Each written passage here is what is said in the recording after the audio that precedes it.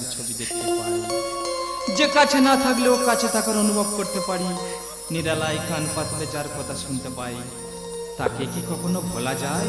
হয়তো এরই নাম ভালোবাসা।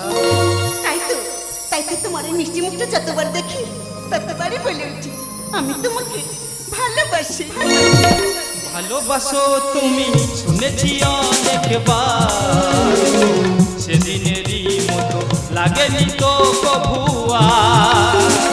ভালোবাসো তুমি শুনেছি অনেকবার, সেদিনেরই মতো লাগেনি তো কভু আর। সেদিনেরই মতো লাগেনি তো কভু আর।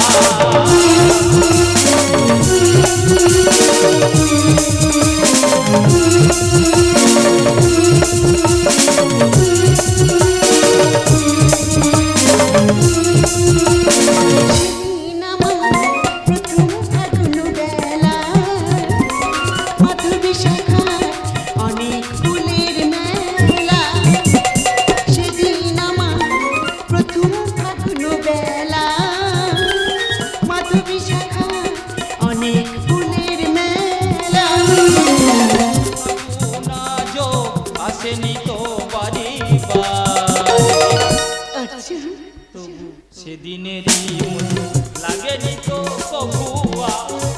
লা লা লা লা লা লা লা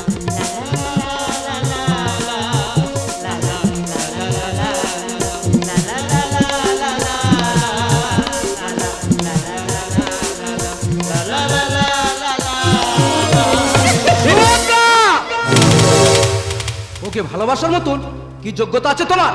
কি দিয়েছো, কি করবে তুমি ওকে? সুখটা সোনার দোকানে সিন্ধুকে তালা বন্ধ করে রাখা যায় না। এখানে শান্তি পাই, সেখানেই তো গড়ে ওঠে সুখের মন্দির। বাজে কথা রাখো। আমার বোন কখনো শেষ পর্যন্ত পা যাচ্ছে তোমার ওই ভাঙা বাড়িতে থাকতে পারবে না। কেন পারবে না দাদা? বিয়ের পর মেয়েদের স্বামীর ঘর হলো আশা স্বর্গ। আর তাই তো দক্ষরাজমে পার্বতী শিব ঠাকুরের মতন একজন ভিখারির হাত ধরে ঘর ছেড়েছিলেন। তুই যদি ওর সঙ্গে চলে যেতে চাস তাহলে আমার আশীর্বাদে হাতটা তোদের মাথায় রইল।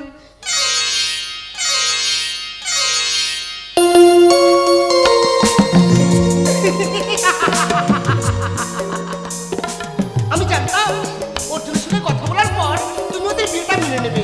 তাই তো সুভদ্রাকে আমি বলেছিলাম অর্জুনকে নিয়ে আমাদের বাড়িতে আসতে। তাই তো তোমাকে জানাই অনেক অনেক ধন্যবাদ। আমি ঈশ্বরের কাছে কামনা করি তোমাদের দাম্পত্য জীবন যেন সুখের হয়। দাদা, আমি তাহলে অর্জুনকে একটু এগিয়ে দিয়ে আসি। তাই যাবো। বাই দাদা। টাটা। জানো রক্ষিণী, বলো, সুভদ্রার অর্জুনকে দেখলে আমার সেই পুরনো দিনের কথাগুলো মনে পড়ে যায়। তাই বুঝি? আমার ছোট্ট বোনের হাত ধরে বাংলাদেশ থেকে এদেশে এসেছিলাম। মাথা গোজার মতো কোনো আশ্রয় ছিল না। আর তোমার দাদা যুধিষ্ঠিরা আমাদের আশ্রয় দেয়। তারপর দুজনকে ভালোবেসে ফেলি। তাই তো দাদা আমাকে বিয়ে দিয়ে এই অর্ধেক সম্পত্তি আমার নামে লিখে দেয়। আর বিয়ের পরে হানিমুনে যাই ওই তামিলনাড়ুর কন্যাকুমারীতে। আর সেখানে ঘটে যায় সেই ভয়ঙ্কর দুর্ঘটনা। সেই ভয়ঙ্কর সুনামিতে তোমার যুধিষ্ঠিরা মারা যায়। না, তুমি মিথ্যে কথা বলছো। আমার দাদা মরতে পারে না। আমার দাদার গান এখন আমার কানে বাজে।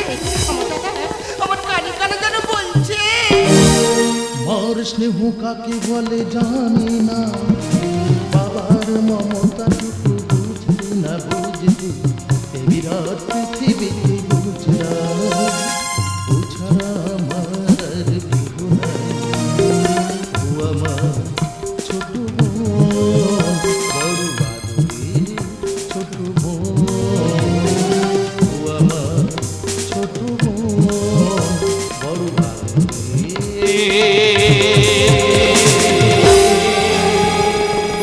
ছোট বোন। কে তুমি?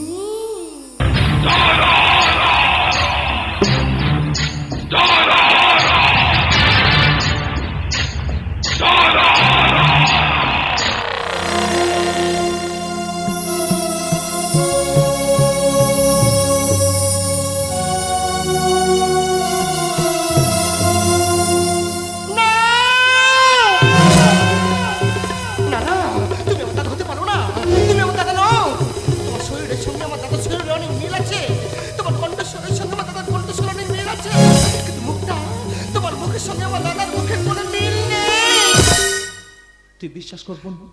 আমি তো দাদা ওই ভয়ঙ্কর সুনামিতে এই পাথরের গায়ে ধাক্কা লাগার পর আমার মুখটা ক্ষত বিক্ষত হয়ে যায়। তারপর প্লাস্টিক সার্জারির পর আমার এই পরিবর্তন হয়। তুই বিশ্বাস করবো না? আমি তো দাদা, তুই বিশ্বাস কর, আমি তো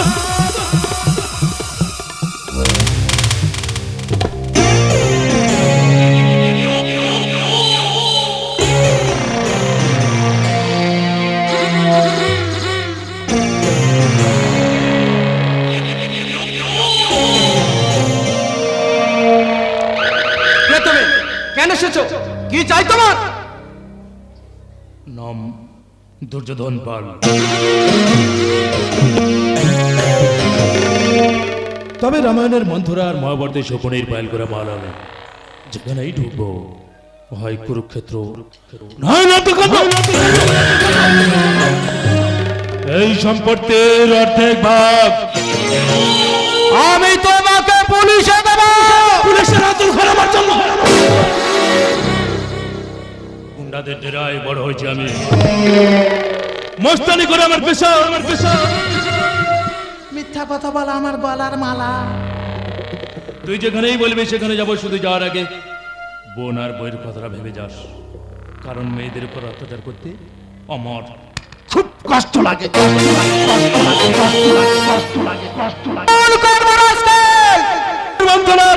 শকুনের পাইল করে মারাবে যেখানেই ঢুকবো ভাই কুরুক্ষেত্র নয় নন্দকাণ্ড।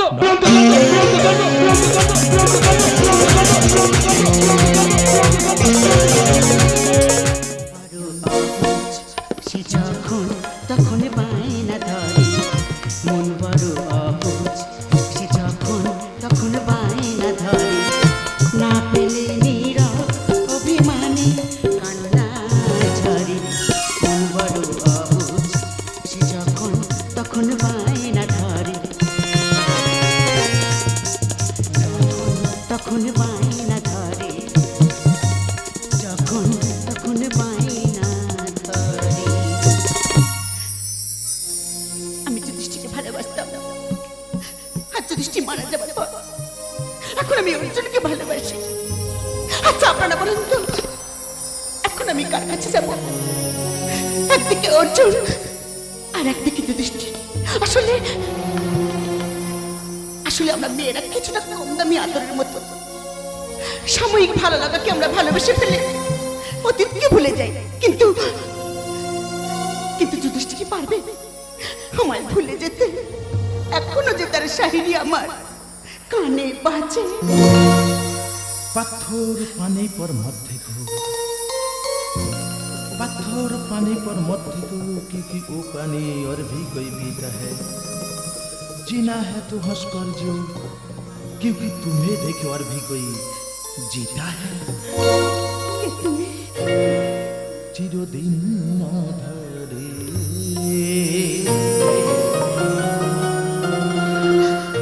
केटे गेल ये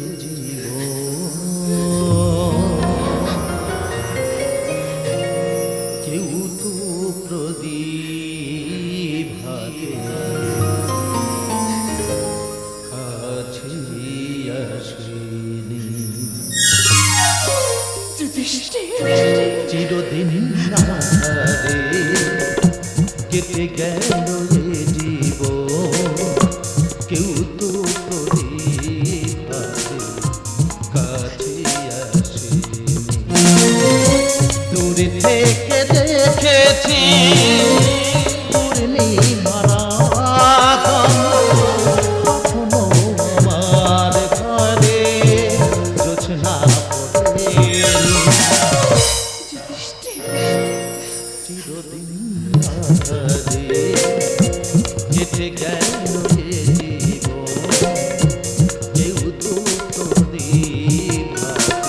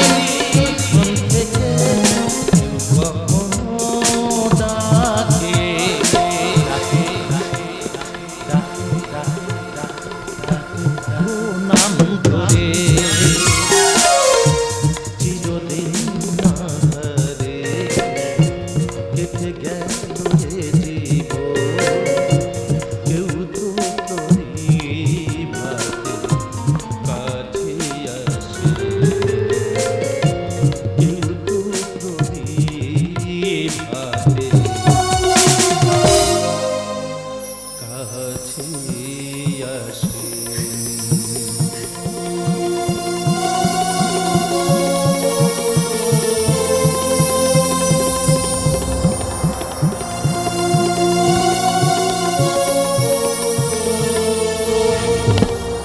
কে তুমি? আমায় চিনতে পারছো না? আমি তোমার যুধিষ্ঠির। না না না, তুমি আমার যুধিষ্ঠির কিছুতেই হতে পারো না। তুমি আমার যুধিষ্ঠির হতে পারো না। হৃদয়ে প্রেমের শিখা না পারি জ্বালাতে,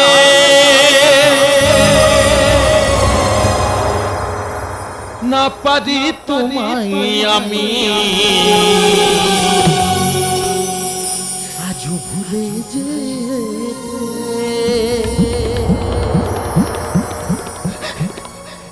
এই সুভদ্রা, এই তুমি আর চিনতে পারছো না?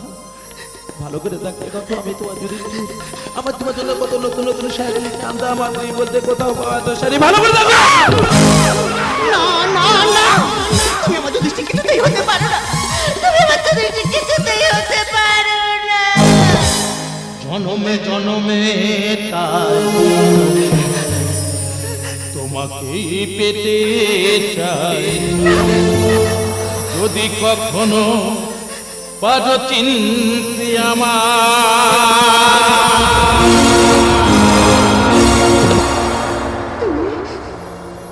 পারো কি গো চিনতে আমার?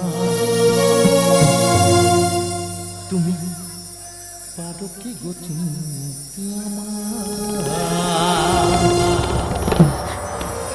বেশ, তুমি যখন আমাকে চিনতে পারছো না, আমি এখান থেকে চলেই যাচ্ছি। তবে যদি আবার কোনোদিনও দেখা হয়,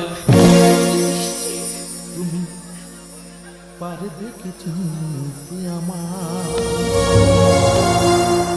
তুমি পারবে কি চিনতে আমার?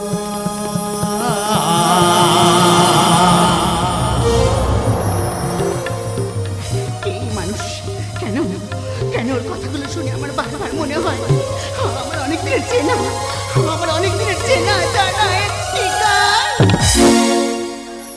হৃদয়ে প্রেমের শিখা না পারি জ্বালাতে, না পারি তোমাকে আমি আজও ভুলে যেতে। সুভদ্রা, সুভদ্রা, এ কি তোমার চোখে জল? ও বুঝেছি, দাদা যে ছবিটা আনার জন্য আমাকে বিহারে পাঠিয়েছিলেন, সেই ছবিটা আমি আনতে পারবো না। কিন্তু না গো না, আমি সেই ছবি নিয়েই এসেছি। দেখো, আরে দেখো না, আরে দেখো, আরে দেখো না, আরে দেখো, আরে দেখো।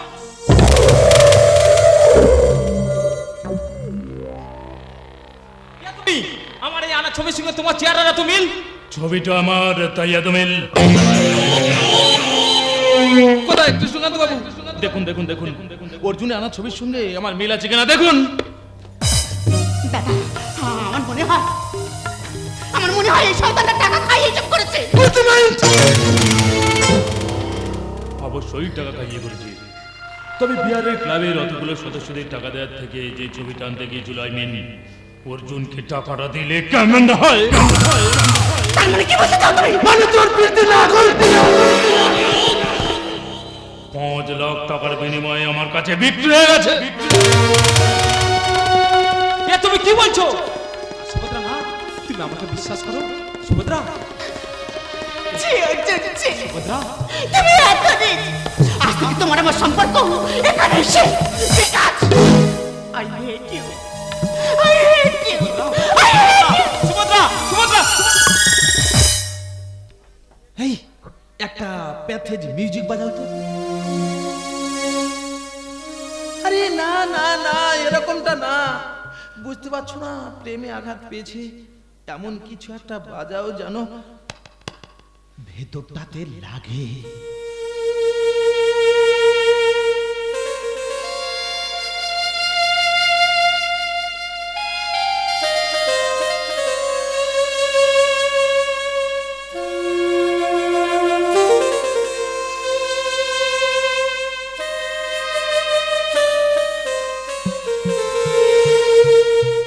থাক হয়েছে হয়েছে হয়েছে হয়েছে। এবারে ওই ভিলেনের পিছনে পিছনে যেটা যায় না, ওটা একটু বাজাও তো।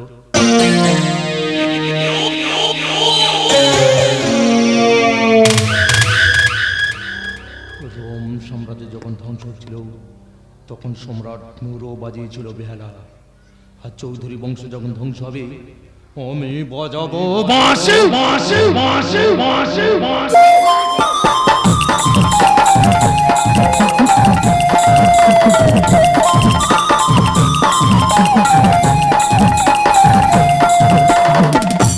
আমি তোমার কাছে হাত জোড় করে অনুরোধ করছি, তুমি এখান থেকে চলে যাও। আমি তোমাকে 10 লক্ষ টাকা দেবো। বলে দিল না।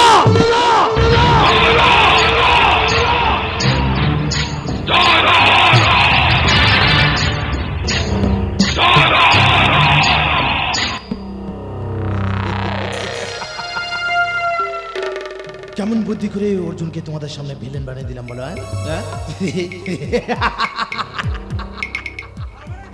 মানে এটা তো সাজানো নাটক। ভগবান তোর এই পাপ কোনোদিনও ক্ষমা করবে না।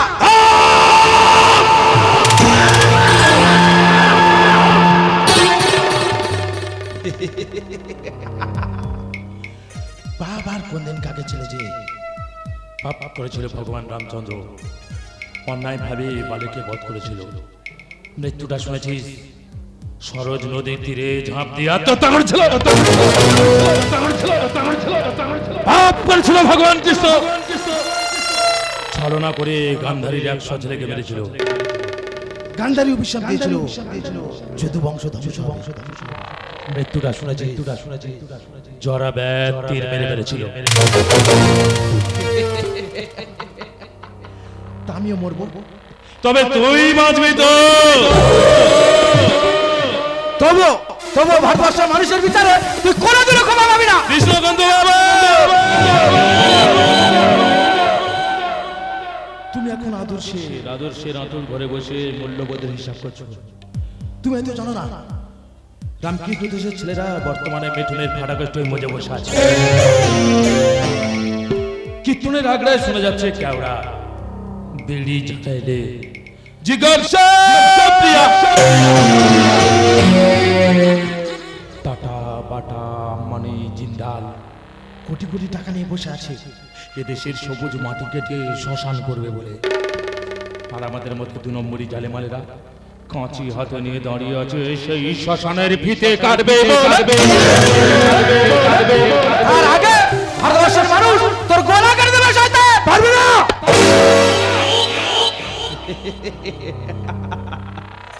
পারবে না কৃষ্ণকান্ত বাবু, পারবে না। ভালো করে তাকিয়ে দেখো, নবভারতের অর্জুনরা দুর্যোধনের সঙ্গে হাত মিলিয়েছে। যুধিষ্ঠির অনেক আগে ময়দান ছেড়ে পালিয়েছে। শ্রীকৃষ্ণের সুদর্শন চক্র এখন অন্ধকার ঘরের মধ্যে আটকে পড়েছে। তাই তোমার ওই কলম দিয়ে আর কোনোদিনও গীতা লেখা হবে না। এখন থেকে দাসখাত লিখতে হবে, দাসখাত। তবু ভারতবর্ষের মানুষের মানবিকতার কাছে তুই কোনোদিনও ক্ষমা পাবি না। মানবিকতা।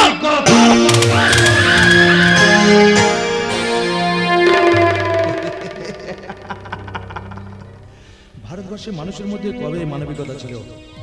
ভারতবর্ষের মানুষের যদি মানবিকতা থাকতো তাহলে যে সব ছেলে মেয়েরা বৃদ্ধ বয়সে বাবা মাদের বৃদ্ধাশ্রমে পাঠায় তার দিকে তো সবাই আঙুল তুলে কথা বলে। কিন্তু যেসব বাবা মারা পরকীয়ায় লিপ্ত হয়ে হাজার হাজার জারণ সন্তান জন্ম দিয়ে অনাথ আশ্রমে পাঠায় তাদের বিরুদ্ধে কটা আঙুল ওঠে। ভারতবর্ষের মানুষ যদি মানবিকতা থাকতো তাহলে ছোট ছোট শিশুদের খিচুড়ি চাল ডালে কোনোদিন কাঁকড় থাকতো না। ভারতবর্ষের মানুষ যদি মানবিকতা থাকতো তাহলে পরীক্ষার আগে প্রশ্নপত্র আউট হয়ে যেত না। ভারতবর্ষের মানুষ যদি মানবিকতা থাকতো তাহলে 100 দিনের খেটে খাওয়া মানুষ অনাহারে দিন কাটাতো না। ভারতবর্ষের মানুষ যদি মানবিকতা থাকতো তাহলে 2023 সালে দাঁড়িয়ে কলেজ স্টুডেন্টকে র্যাগিং করিয়ে মেরে ফেলে দিত না। ভারতবর্ষের মানুষ যদি মানবিকতা থাকতো তাহলে গর্ভ অবস্থায় থাকাকালীন কন্যা সন্তানের ভ্রূণকে মেরে ফেলে দিত না। তাই তোমার সঙ্গে আমার দেখা হবে আইনের কাঠগড়া।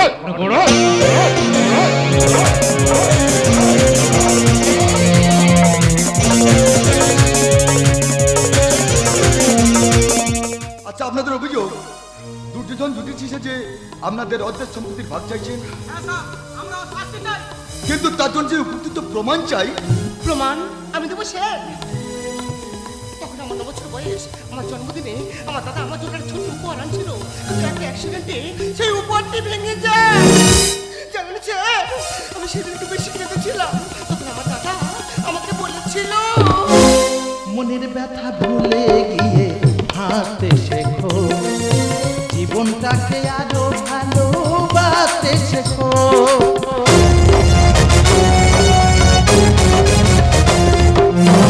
মনের ব্যথা ভুলে গিয়ে হাসতে শেখো, জীবনটাকে আরো ভালোবাসতে শেখো। কাঁথা বনের গন্ধ ছড়া, কাঁচা বনের গন্ধ ছড়ায় গোলাপ বাগিচায়। কাঁদলে কি আর, কাঁদলে কি আর, কাঁদলে কি আর দুঃখ চলে যায়, কাঁদলে কি আর দুঃখ চলে যায়।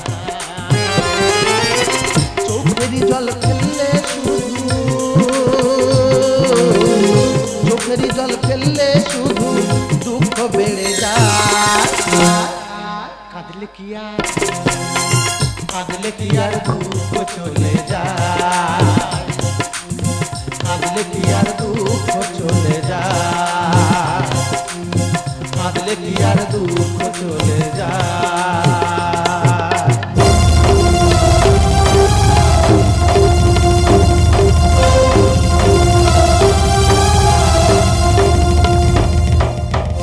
স্যার বিশ্বাস করুন, আমার কোনো সন্দেহ নেই, ইনি আমার দাদা।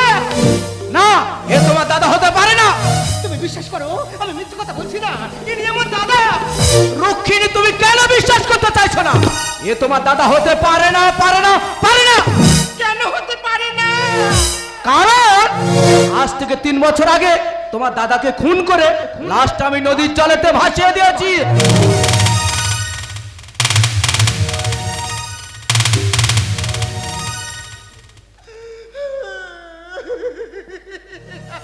কৃষ্ণকান্ত বাবু, যুধিষ্ঠির বাবুর হত্যার অপরাধে আমি আপনাকে গ্রেপ্তার করলাম।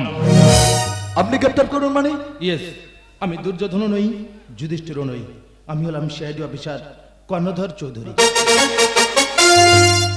যুধিষ্ঠিরবাবু যে খুন হতে পারেন সেটা একটা চিঠির মাধ্যমে আমাদেরকে জানিয়েছিলেন। শুধু তাই নয়, যুধিষ্ঠিরবাবু যে কৃষ্ণকান্ত বাবুর হাতে খুন হতে পারেন সেটা চিঠিতে উল্লেখ করেছিলেন, আর সঙ্গে ছেলেবেলা থেকে লেখা ডায়েরিটাও পাঠিয়েছিলেন, যে ডায়েরি থেকে পেয়ে যায় শায়েরি, কবিতা সবকিছু। আর তাই সর্বপ্রথম দুর্যোধন সেজে এবং পরে যুধিষ্ঠির সেজে মানসিক চাপ সৃষ্টি করতে থাকে কৃষ্ণকান্ত বাবুর উপর, যাতে মানসিক চাপ সহ্য করতে না পেরে কৃষ্ণকান্ত বাবু খুনের কথাটা নিজের মুখে স্বীকার করে। Inspector yes sir. Arresting. Rukmini Devi, সবসময় একটা কথা মনে রাখবে, দুধ কোলা দিয়ে যতই পশু, বিশ্বাস করো না সাপকে। কৃষ্ণকান্ত বাবু, একটু মন দিয়ে শুনবেন, সবাই সবাইকে ছেড়ে দিলেও পাপ ছাড়ে না বাপকে।